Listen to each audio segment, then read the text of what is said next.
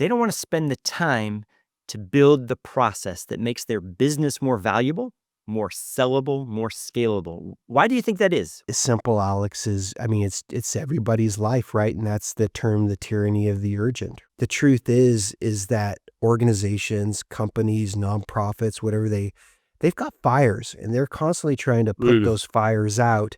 And the time that they have to pause, to really ask those hard questions and to build out those processes and systems, it's very rare that they get an opportunity to do that. So I think bringing in an outside consultant to be able to have those hard conversations is pretty critical.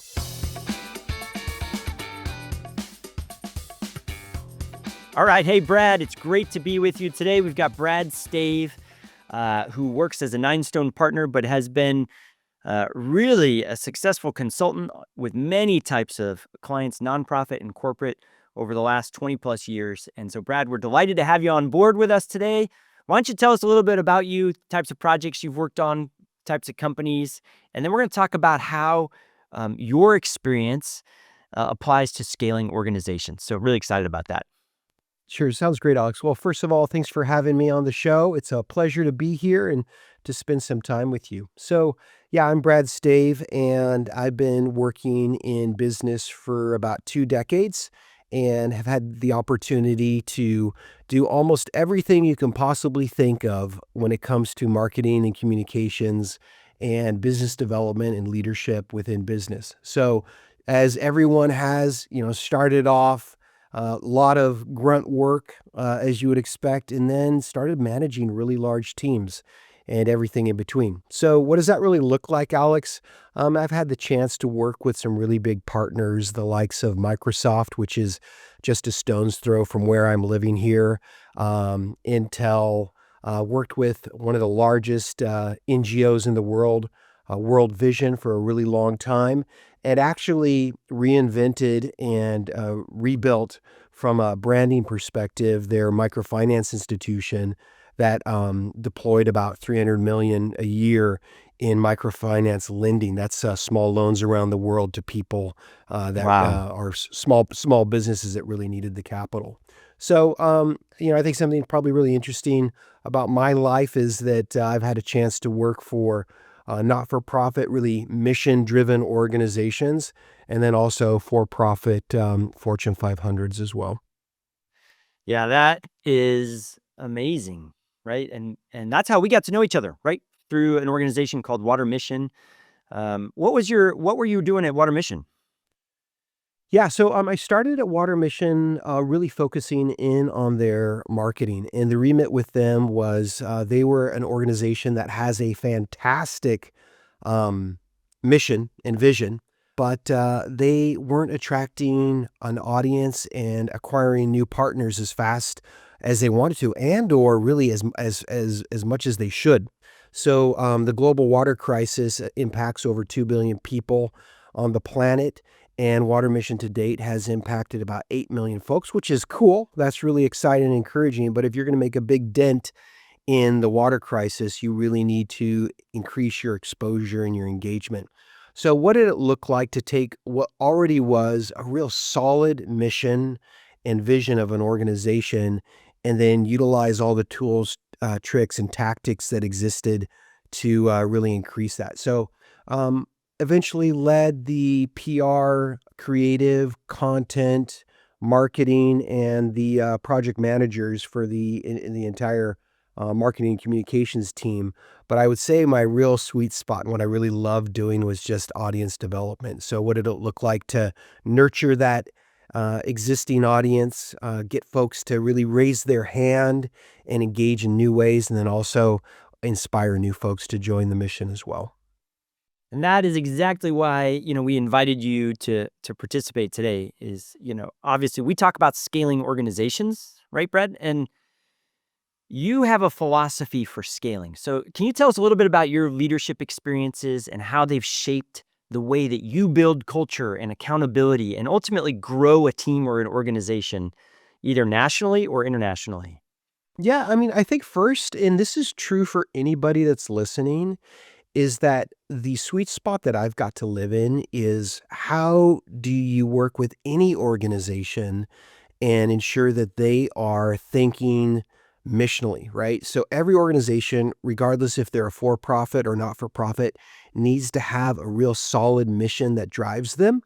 Mm, And it has to be more than the bottom line, right? The bottom line, in my opinion, is really the fruit of an amazing mission. So the mission comes first. Bottom line definitely is critical, but it really derives from a mission that really infuses and excites not only the staff that are there, but also the audience that you're reaching. So mission is critical. So first thing, Alex, is I love that I have had an opportunity to work with some of the biggest for-profit organizations that really were revenue minded. It's super important to have those clear goals and to drive towards those, but then also working with organizations, really large ones that were mission driven. So how can you find that sweet spot? So that's the first thing that I would say for everybody, and that is, how can your revenue driving organization be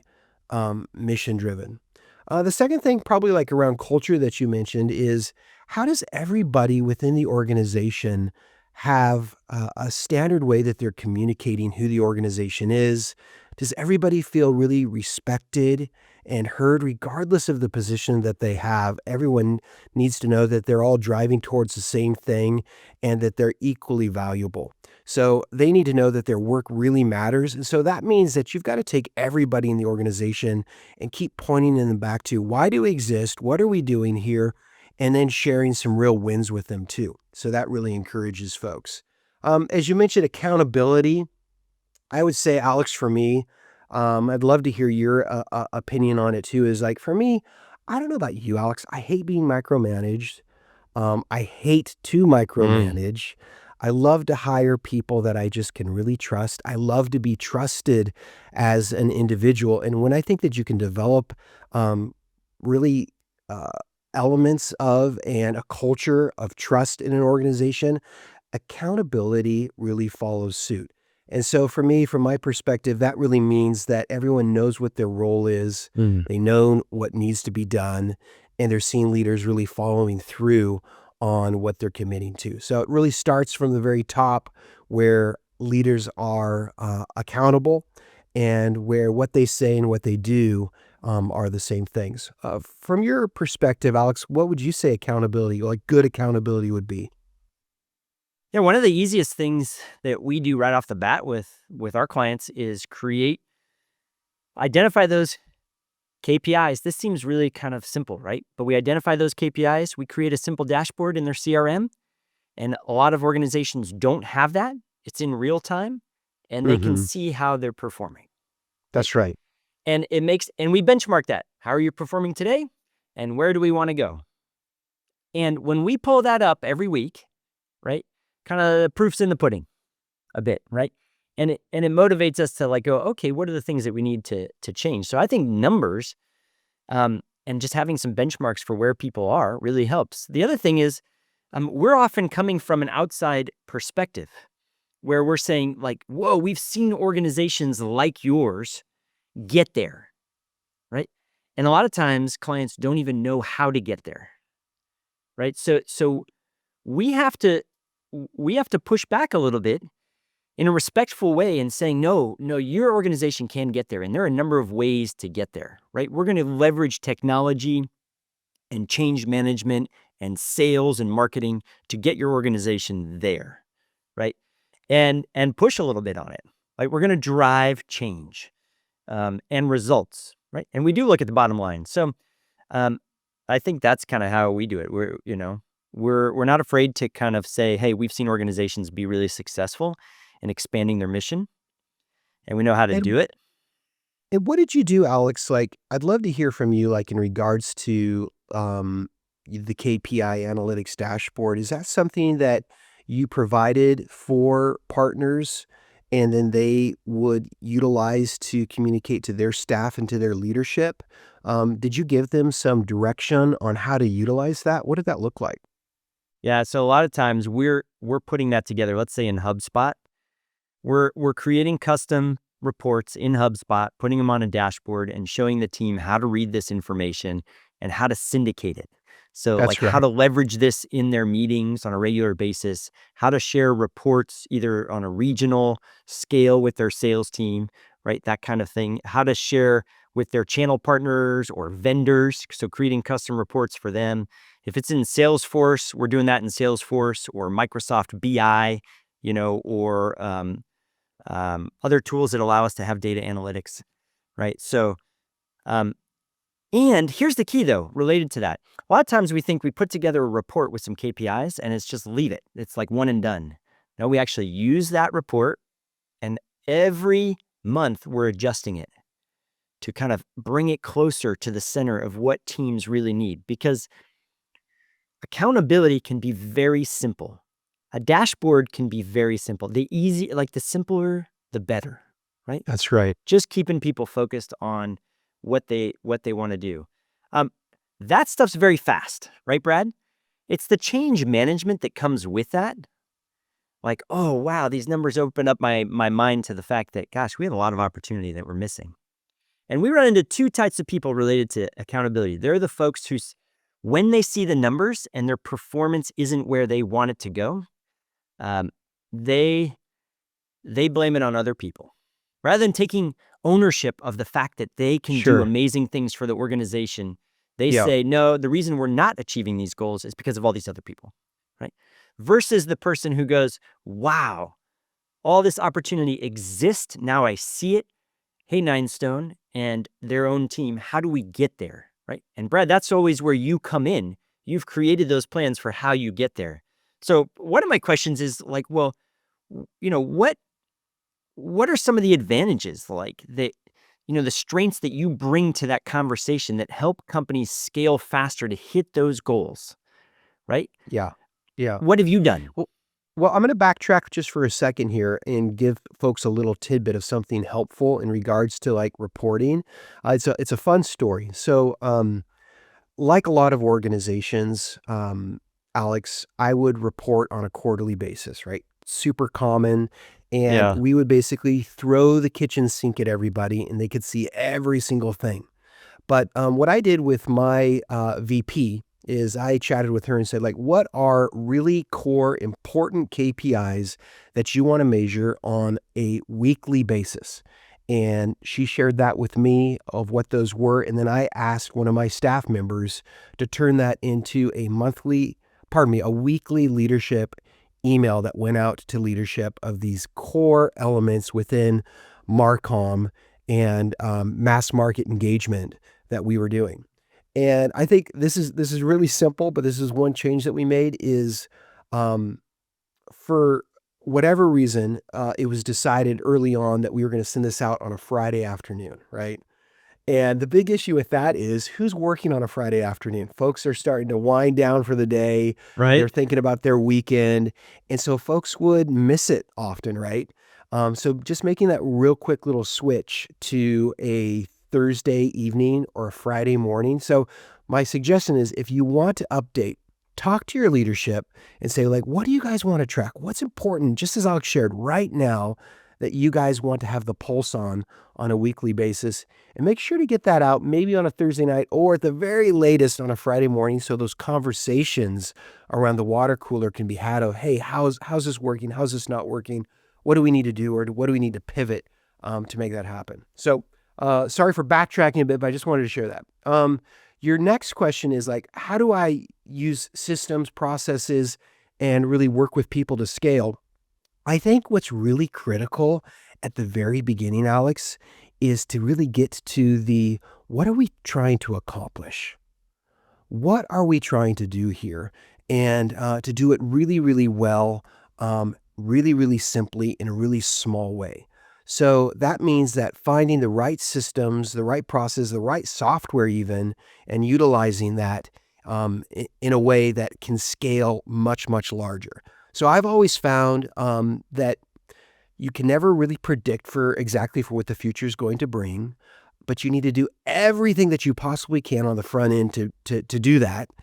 And you need to build out the system in real simple, easy to understand ways and then build from there. So I find in scaling is I don't look at a year, 2 years, 3 years from now, I try to take what I'm trying to solve for on a very small scale, build that out, and try to resolve that with the systems, the processes, the people.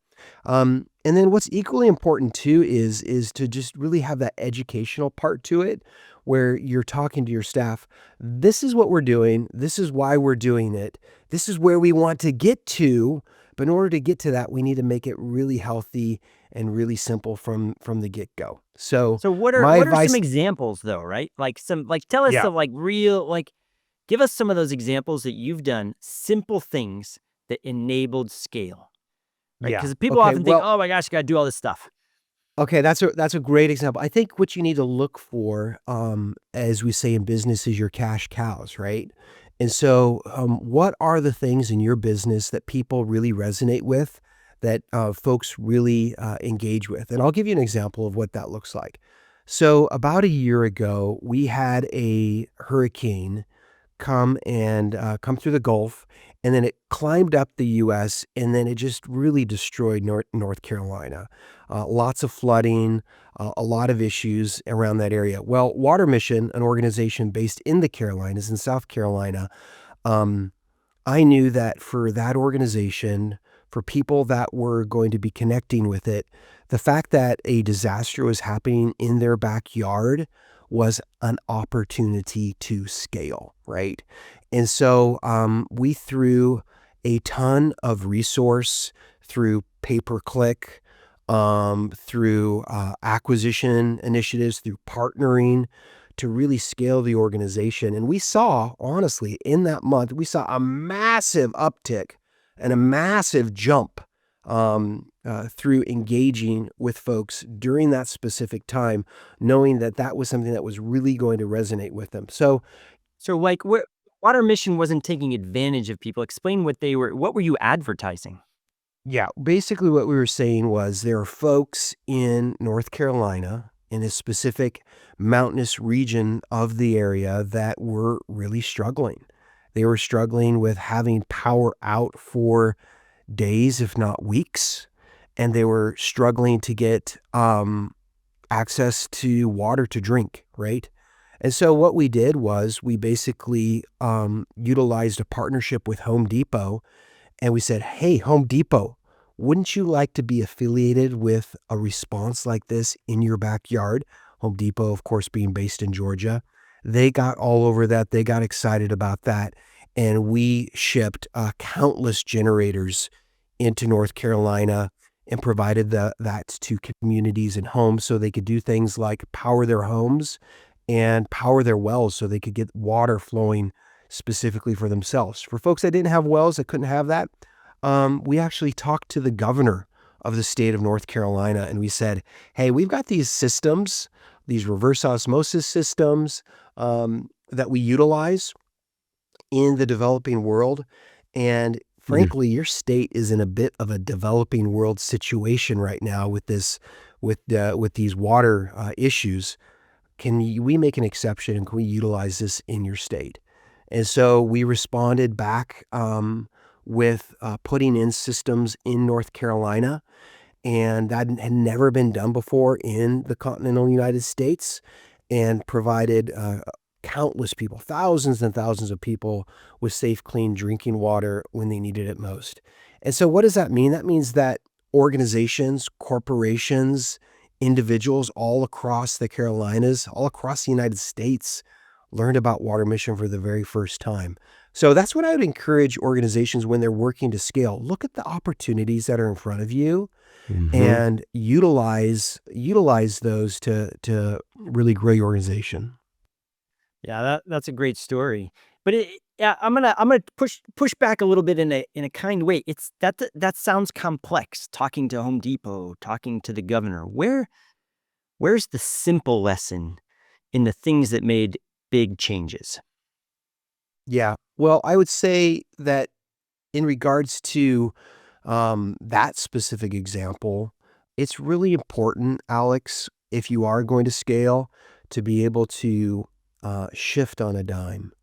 And so, one example is I had the team basically build out a resource center that could be plug and play, where they could take everything that they had and they could basically rebuild it for that disaster. And so we were able to like stand up that disaster response from a Marcom perspective in about 3 or 4 hours. And that Wow. was That's because amazing. everything was already built, right? Everything was built.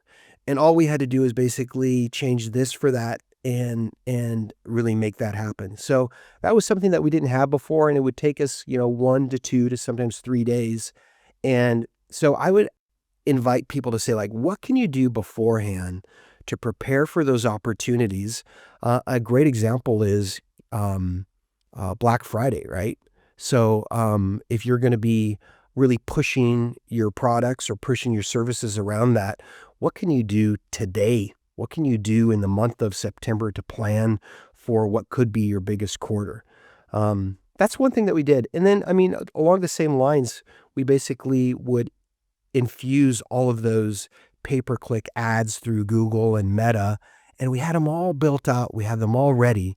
And so I would say pause, think through what you can do right now that is going to be the best opportunities for you to scale as an organization through the resources and systems that you want to put in place. So that's one practical example of what we used. Yeah, I love that example. Something you mentioned is this idea of having systems already in place enabled this really quick response and big growth, right? So the systems were already there. One of the things that we often run into, because we run marketing and sales, business development, account executives and things for clients, they will say to us, okay, they'll hire us and say, go sell. But they have no sales processes. They have Right. no commissions. They have nothing related to business development, right? What you have is Yeah. maybe an owner or a couple of partners who've been out there getting business, right? But they don't have a sales infrastructure. And they go sell. Well, we could go sell and we could go get a new client in, let's say, a month, right? But if we get that one client, we still don't have a system to get clients. We just have one client, right? So what we like to do is create the system that gets clients that can then get lots of clients for the next, 5, 10 years, right? And iterate on that system as it grows. Because it may take 6 months to build a system, but then that's an engine and that's scale. Scale means getting lots of people in the door, right? For us and for our clients, not just one or two. Because we can usually have a strong return on investment, even on 2 clients that we get for one of our clients. So many clients they don't want to spend the time to build the process that makes their business more valuable, more sellable, more scalable. Why do you think that is? Why don't they? What have you run into in terms of I people just think, saying, go get it done, but they miss yeah. the processes and systems that have to be created to make scale of, a real thing? I mean, it's simple, Alex. I mean, it's everybody's life, right? And that's the term, the tyranny of the urgent, right? And so I think that's why organizations like Ninestone are so important, because the truth is that organizations, companies, nonprofits, whatever, they've got fires and they're constantly trying to put Mm. those fires out. And the time that they have to pause, to reflect, to really ask those hard questions and to build out those processes and systems, um, it's v it's very rare that they get an opportunity to do that. So I think bringing in an outside consultant to be able to have those hard conversations, to identify areas that are really successful where they can pour gas on them, or also stop help people stop doing things is pretty critical. I think back, when I'm thinking about scaling in regards to really increasing your customer base, I think back to my time at Zones, and Zones is an NSP, a national service provider, a reseller, biggest one on the West Coast, working in IT. So So they large resell companies, IT solutions. Is that what they do? Like, they do solutions, services, and hardware as okay, well, right? And yeah, so gotcha. they package all of that together, And what Zones does is they're kind of like, in essence, like an IT department for some of the largest organizations on the planet, right? So kitted out Microsoft, Starbucks, Disney, and they would outsource a lot of their solutions to Zones. And so how do you scale an organization like that? The first thing that we realized is that we really had to speak to our salespeople. And so we developed some of the most insightful and engaging incentive programs for them, right? And so we asked them, that's the first thing you got to do. It's like, hey, what would get you really excited to get behind pushing these types of solutions, services, or products? And so we heard from them, and then we responded with that. And then the other thing that folks really need to remember is that birds of a feather, what do? They flock together, right?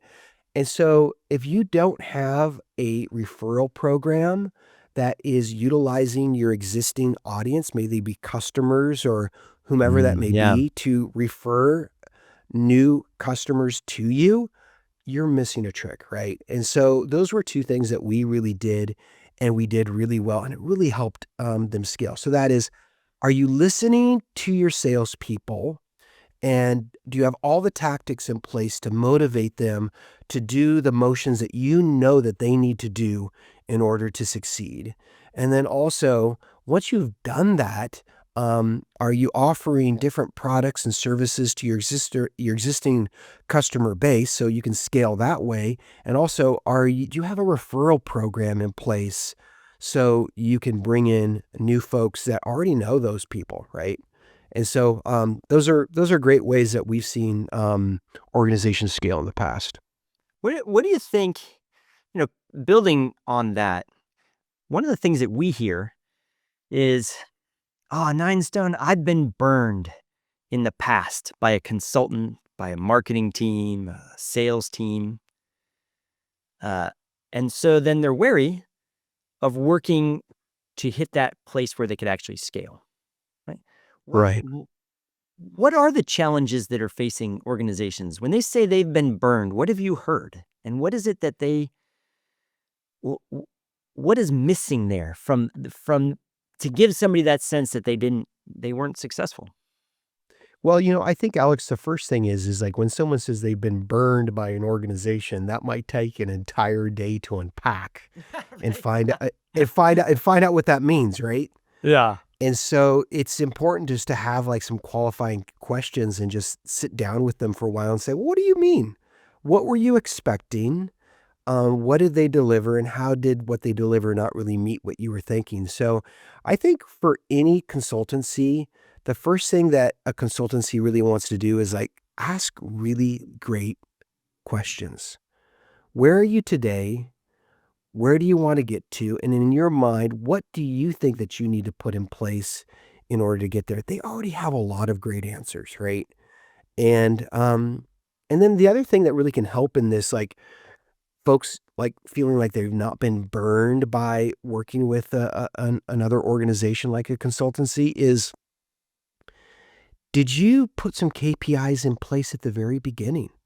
Did you agree on those? Did you say, hey, let's decide on what success is going to look like? Did they share benchmarks at the very beginning? And then did you celebrate and did you serve those up to the organization along the way? Right. And so, a lot of times when I'm working with a consultancy, I'm not at the very top. I'm not the CEO of an organization. Maybe I'm a senior director. Maybe I'm a VP. Well, the consultancy's job is really to make sure that that person has every tool that they need to show the value that's being added throughout the entire process. And if that value isn't being communicated, Alex, let's say halfway through the project, then they can actually come back and say like, hey, we're missing a trick here, or we're not hitting these goals that we were expecting to hit. And let's dig into that and let's see what we can do to solve that. So, what's that look like for you, Alex, in your perspective of ensuring that you've made things like really definable for companies that you've worked with? So along the way, you guys know that you're actually reaching the goals that you guys have set. What's that look like for you? Yeah, that's a great question. And I would say it's like we tie it to three things. We have, okay, what is it that we're trying to achieve? So that might be a key Right. performance indicator. What is the deliverable that is associated with that KPI? And what are the roles that Ninestone plays and the client plays? So we actually define the roles. Ninestone will do this and deliver this, and the client has to do this and deliver this. So a lot of times we see when asking those questions about, hey, what made you feel burned? Was that there was a miscommunication or a lack of clarity around who's doing what and what needs to be achieved. So you have like the consultant may think, hey, we're achieving this goal, right? But they never assigned the client what their role and responsibility was in the big picture, right? So Right. it's a collaborative effort. Now, assigning those roles, setting that up takes a little bit more effort up front, but also makes things more streamlined. And when you write it down, it's easier to go back to it and say, hey, okay, we all did our part. So, I mean, what you're really telling me, Alex, is that you, in essence, want to hold that partner accountable as well.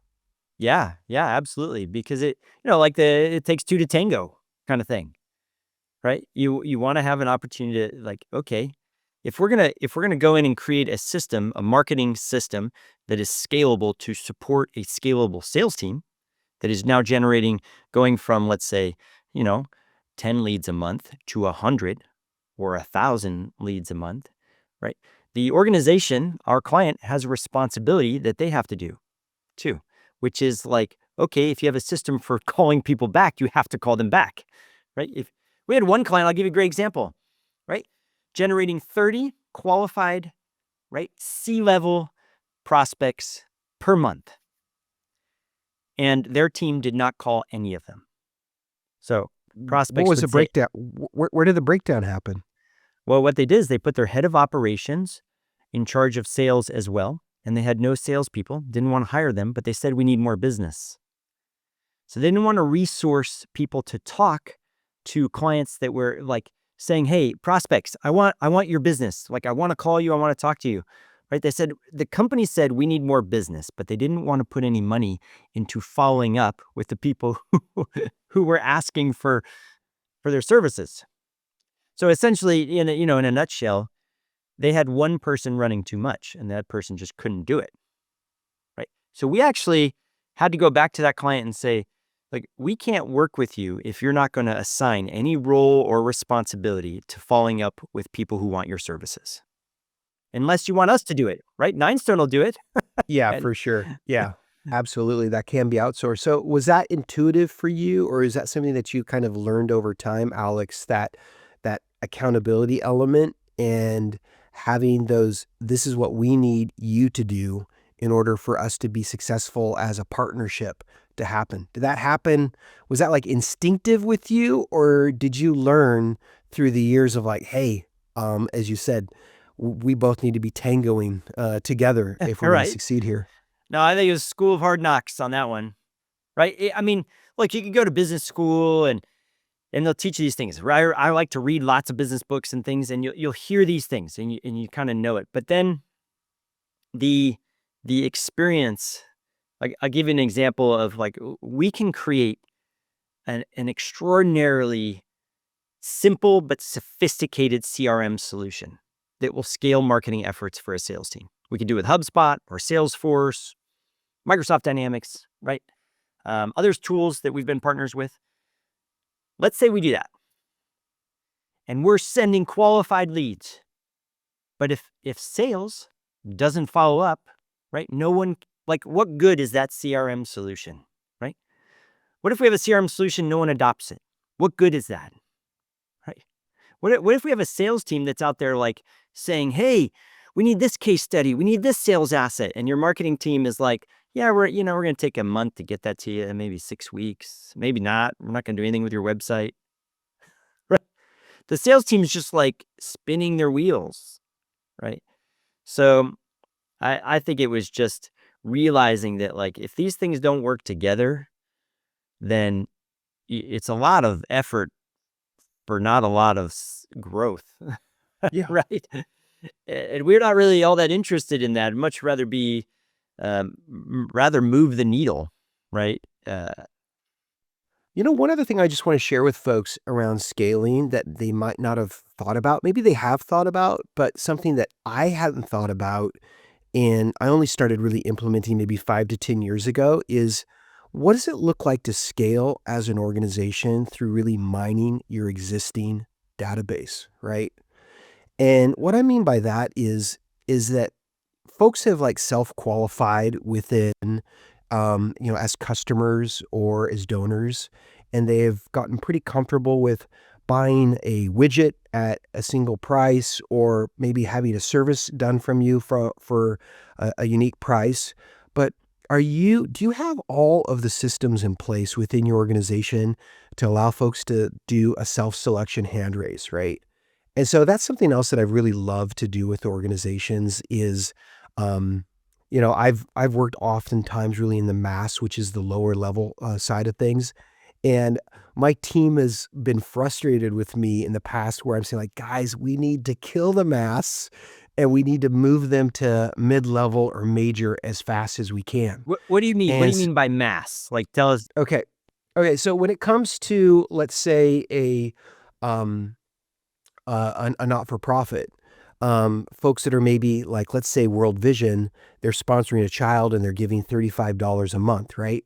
Well, a lot of folks that start with World Vision, they start doing that child sponsorship when they're in their 20s. They don't have a lot of money, but they want to do something to respond to poverty around the world. These same people stick with the organization, and in 10 to 20 years, they've got a lot more resource, but they're still just sponsoring a child. And so are you doing everything that you can within your organization for those folks to raise their own hands? Are you doing data mining to find out where they're at? And are you asking them the great questions that you should to see, are they capable of so much more? And that reality really translates in the for-profit world as well, too. And so I'd encourage people to really ask themselves, are they building out the systems? Are they nurturing their audiences? And are they asking the questions? Are they embedding it in their talk tracks through telephone calls or through emails that they're sending out or SMSs to get those folks just to put their hand up and say, you know what? I don't really look like what I look like when I first came into your organization as a customer or as a donor. I've changed. And this is what I look like now, and I want to engage in a different way. So how can you scale, of course, through acquiring, but how can you scale through nurturing your existing audience and meeting their needs better through asking the right questions? Yeah, let me give you a couple of examples that I've loved recently related to exactly what you're talking about. So, one time, let's see, we worked with an accounting firm, a national accounting firm, one of the top 100 accounting firms in the country, and they, right, we built a program where they were getting one type of service, so one type of advisory service. But what we did is we created systems in HubSpot that would um, trigger the salesperson to ask, "Hey, we think at least that when you ask for this service, you probably need these other 8 services." Right? So it's just a training, but we also made it really easy in HubSpot. So the salesperson started saying, "Hey, okay, tell us about the services you're looking for, and do you need, and how about this, and how about that?" And they would just check the boxes in HubSpot. Turns out, on average, right, what they used to sell as one service was about 5 or 6 services that were needed.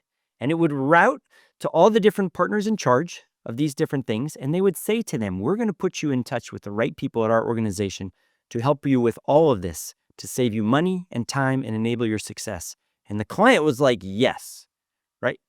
So we actually, um, we put millions of dollars in the pipeline in the first 4 months of that project, just And that was from existing customers. exactly. And you know what? I think, Alex, that's brilliant. And that reality exists for every organization out there. Mm-hmm. And so another resource I just want to tell people about that I really love, maybe you've heard of it before, maybe you haven't. It's called Secrets of Question-Based Selling. It's a book by Thomas Fries. I really like it. And it is around what you're talking about, Alex, is like, are you asking the right questions of your customers to help them identify to you what the problems they have that you can solve for them, right? And so it's not a hard sell. It's basically saying, hey, what does this, that, or the other really look like? And selling through that mechanism. Yeah, let me give you another one in more of a product-based company, right? We're working with a company that sells high-end batteries. Batteries for sports cars, race cars, boats, RVs, overlanding Jeep people who have all their lights on their cars. These batteries need to have more power, right? For all the bells and whistles that people put on their various Sure. vehicles. And they'd find that someone would buy a battery, let's say, for their sports car. And we said, do you know if they have a boat or an RV or any other type of vehicle? And they said, no. I Don't said, know. do you ever ask them? Do you ask them if they have any of these other vehicles? Because they had a battery for every type of vehicle. And they said, no. Well, what if you knew that the person who bought one for a car also had an RV and had a boat, right? And had a Jeep, right? Well, we could then talk to them about our solutions for Jeeps and all this cool stuff. Yeah, exactly, right? So the the the the growth, massive growth, was in their millions of customers That's right. right That's there, right. right? But they just didn't know. And we run into this, Brad, all the time in terms of just asking the question of like, when people come to your organization, let's say they want to come to a conference, right? Asking them, hey, how do you like to be communicated with? What are you interested in? Right? Are you interested in these other things related to how our organization can serve you and support you? Only to find, yes, they're interested in a whole bunch of them, That's right. right? And then That's right. communicating with them about what they actually care about, right? Alex, Versus that's just such a sending good them all the stuff that's irrelevant. It's su it's such a good word. I mean, you're really speaking to, like, cross-sell opportunities at that organization, which I'm shocked that they hadn't thought about, but it's great that you brought that to them because that opened up so many new verticals for them.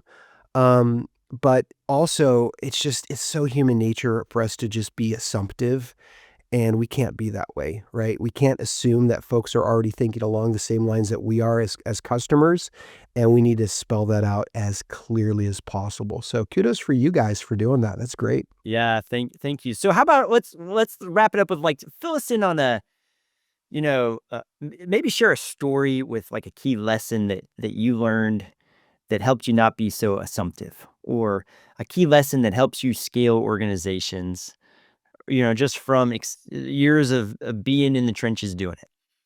Yeah, I think I think one really great example, I'll go back to it's a bit interesting, but it really tells the story well, Alex, and that is, I've also spent a lot of time and I have a lot of history in brand building and, a solid brand that it has both a visual and verbal identity that is super clear, um, critical for sales both in for profit and not for profit. And, when I was at Vision Fund, we had 30 microfinance institutions. Think of them as like small little banks, and they all had different names, and depending on the country you were at, it was unique. And so there wasn't an ability from our perspective to, like, group these together and speak as one. That, of course, allowed us when we were at Vision Fund to, get better terms in, um, mass debt that we were pulling in, right? And so there's a lot of advantages to really take that, disparate, uh, network and brand them under Vision Fund, right? So, um, one thing that I just assumed was everyone was just gonna be okay and fine with this process, and it was really, from my perspective, a top-down rollout, and that was not the way to do it. It worked for a few, institutions, but for a lot of them, it didn't, Mhm. and it really needed to be like a conversation around, um, "This is why we're doing it," and admitting to them, like, "These are some of the losses that you're going to see as an organization. You've built over 20 years a culture around this brand within your, country, and you're gonna lose that, and let's admit that together, but let's talk about all of the benefits that you're gonna have." And so one example is I actually had to fly off to Quito, that's in Ecuador, and I met with the board over a course of a couple days, and I had to spell that out to them, meaning here's your SWOT on rebranding under Vision Fund. And there was a lot of dialogue, there was a lot of engagement, but by doing that, it rolled out beautifully throughout that organization. So I would say I have done a lot of things where it's just been top-down driven, and sometimes it works, a lot of times it doesn't. But I think really where you're going to find success in any type of change management or trying to scale an organization is conversations are critical, and make sure that folks from your leadership within an organization to the folks that are getting it done in the trenches, they all understand, why are we doing this and what are we going to gain from this? Super critical. I love it. Yeah. Thank you for sharing with us today. Brad, how can people get in touch with you? They can find me at ninestonepartners.com, easily find me there.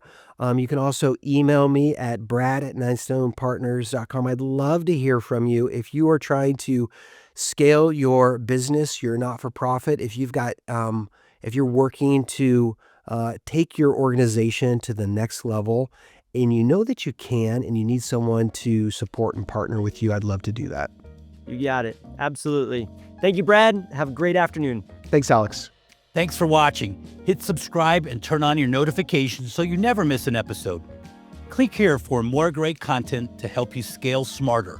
If this episode was valuable for you, share it with a friend and drop a comment below.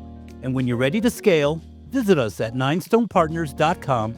Until next time, keep stacking, keep scaling.